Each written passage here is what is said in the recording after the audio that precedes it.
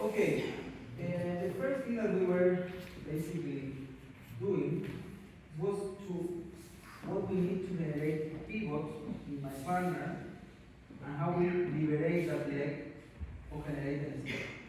I do a pivot or a pivot and I liberate. So we were saying that we have kind of a big ring here and then another ring in the hip. So I will play with that levels. But as my partner answering in the same way, you don't see this movement in the embrace. Okay? So from here, when we compact, going to that ring, basically this propose my partner to have the feet together here. If I keep this compact, she will keep the feet together until I release that, coming back to the other ring, and then we can do, for example, this also. Then we were saying that in the same way that I compact here, she's doing the pivot, I liberate, and then I go in contra position. I want to meet that foot. That's generate a bolero, a down bolero, in motion running in the air. It's very subtle. Okay, so we were putting attention in how we change the direction of the lead and the reaction, no? I'm pushing and pulling and then I'm changing. So remember that this one to come back was pushing and this one was pulling. And that we don't bring the leg right away. The leg is coming because I'm stretching a little bit more and as a consequence I come back. See? So the leg is coming back because of this elastic, not because I'm bringing it. Then also we will say to the leader that when you do the contra, you can do the contra. Stay in the same standing leg, just doing with the upper part that, or you change weight. When you do that, don't go over your toes. Feel also more your knee absorbing that movement. In this side, also don't feel like it's the hand or the arm. It's basically it's your body, your upper part that is going, and here feel kind of flexible to absorb the impact, let's say, to that movement.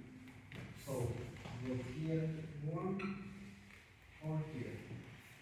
So for the low boleo, the only thing that we're doing is changing the direction, but with the same energy. From back 8 to forward 8. Then we were doing the high bolero, and what we explained that the lead basically is the same, but the transition from one leg and to the other before to do the pivot should be a change of speed and intention of the level of the base. I want to go more down and with more speed here to just liberate and find the contra again. So this change basically is the intensity in that moment to generate that. Okay? So we do it here. An advice that I do sometimes for the leaders is say that before, say to your partner that something different is coming, you kind of to go a little bit up to go down. Yes? Because if not, it can be a surprise to get just doing that. So in that way you say to your partner that something is changing. See?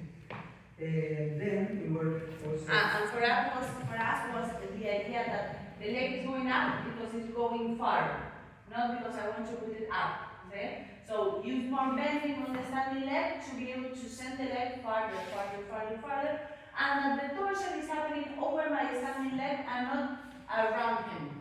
Okay? So it's over my standing leg, and the leg is going far. Oh, that's my alarm.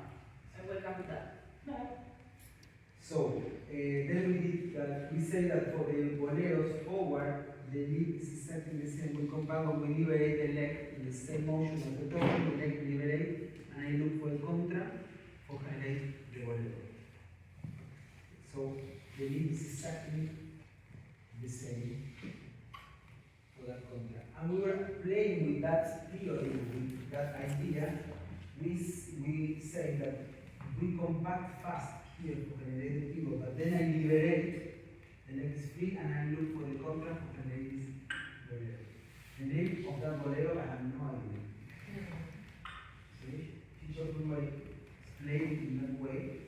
And then what we add is, okay, we have this same idea of compact, and I can liberate the leg in any moment. What happens if I liberate the leg here and expand it there? Also, we can generate something like that with the same concept. See? So, depend where you liberate the leg, it depends where the boleo is happening.